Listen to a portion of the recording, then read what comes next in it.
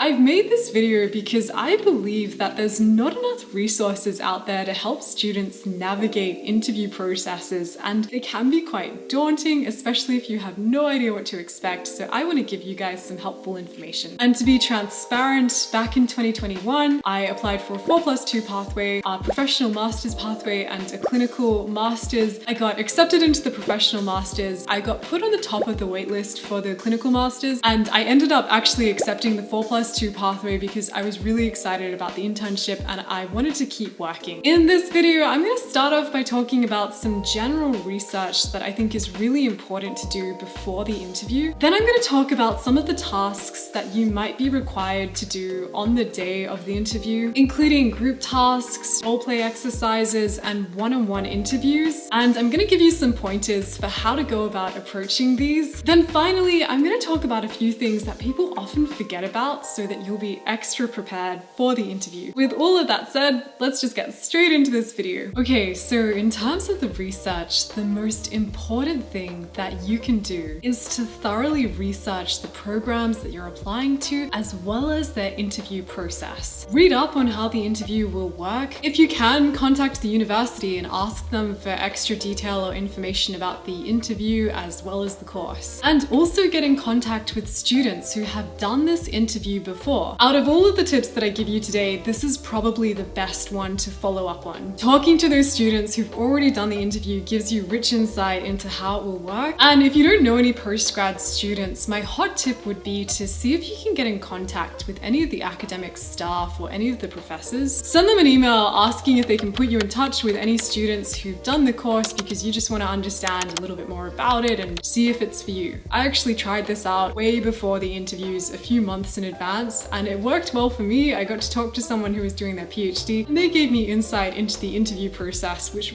really helped. So definitely worth giving it a try. The other thing that you might want to consider doing is researching the academic staff that could potentially be interviewing you on the day. This information might be available on the website or in a course guide. If you can learn a couple of points about what they're researching at the moment, especially research interests that you might like to pursue as a master's student, this will make for great small talk on the day of the interview. And it might also give you some extra pointers for answering interview questions. All right, so now let's talk about the group task. If you are required to do one of these, try not to let it intimidate you too much because interviewers will understand that it might bring up a little bit of nerves. Rather than trying to answer the questions perfectly, it's more important that you demonstrate to the interviewers your interpersonal skills. So this means how effective are you at interacting and communicating with the other group members. Ideally, you want to show the panel that you can actively listen and facilitate a conversation, which are really important therapeutic skills. As an example, while people are talking, take note of any insightful comments made, and then when there's a short pause in the conversation, which there will be, step in and say something like, "What such and such said about XYZ was a really insightful point. I like that you described X because we haven't thought about this as a group yet. I'd also like to add on XYZ. What does everybody else think?" So using this kind of language, you can see that I've empathized with the person talking, given feedback and made a point myself, and I've also invited space for others to contribute to the conversation. All right, let's move on to the role-play exercises. These exercises can really vary a lot between different universities, but generally speaking, it's likely that you'll be tested on either assessment skills or intervention skills. If it's assessment skills, then they'll likely give you a scenario of a client that you've never met before who's doing their initial assessment with you. So during this type of role-play exercise, my hot tip would be to focus on building rapport with the client. Make this your priority, create a warm therapeutic environment, and also try to really understand what the problem is. Bonus points if you can start to form a bit of a case formulation. So that's understanding the problem in relation to the 5 Ps. What the problem is, what the history of the problem is, what triggered the problem, what perpetuates the problem, and what are the protective factors.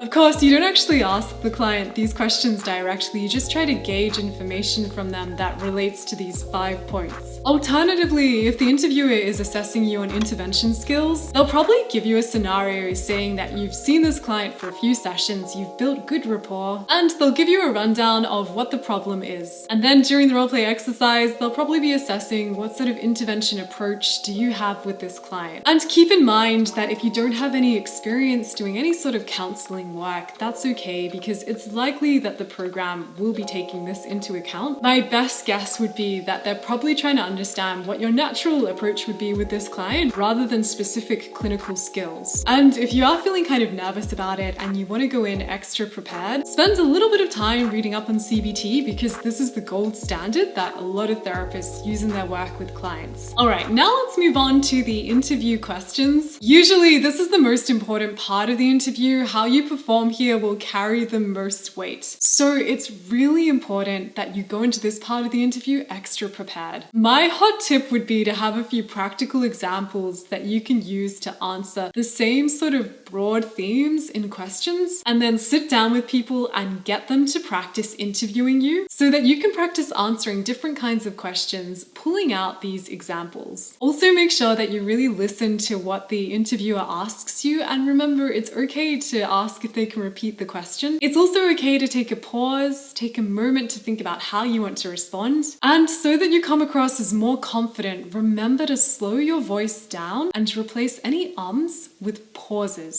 I'm going to leave a link down below to the British Psychological Society, where they have this really famous long list of questions typically asked in clinical interviews. It's a really helpful resource, so definitely make sure that you check that one out as well. All right, finally, let's talk about a few things that people often forget to do, which will help you show up to the interview more prepared. My first quick tip is to remember to put some thought into what you're actually going to wear to the interview, and to remember that it's not a corporate interview. Instead, try to think about what you might wear working as a psychologist and go with this. Also remember that these interviews are likely going to go for a while, and this means that on the day you'll probably be making small talk with other candidates as well as academic staff. So make sure that you come up with some topics that you can talk about with them. Lastly, do some pre and post-interview self-care. You're not going to find out the results of your interview straight away, and just the act of doing an interview is a massive accomplishment. If you're feeling kind of stressed or down about how you performed, try to be really compassionate to yourself. Ultimately, if you got to the interview, it means that you do deserve a spot in that program. There just might not be enough this time round, but you can always apply again next year. And that's all of the advice that I'm gonna leave you with today. If you also want a little bit of a pick-me-up, I actually recorded myself during my 2 master's interviews because they were done via Zoom. It was back during pandemic times. It's very heartwarming to watch because I sound really naive. It will also give you a little bit of insight, so it's a fantastic resource. Go and watch it after this video. All right, I truly do wish you all the best. Have a fantastic week, and I'll talk to you in another video. Bye!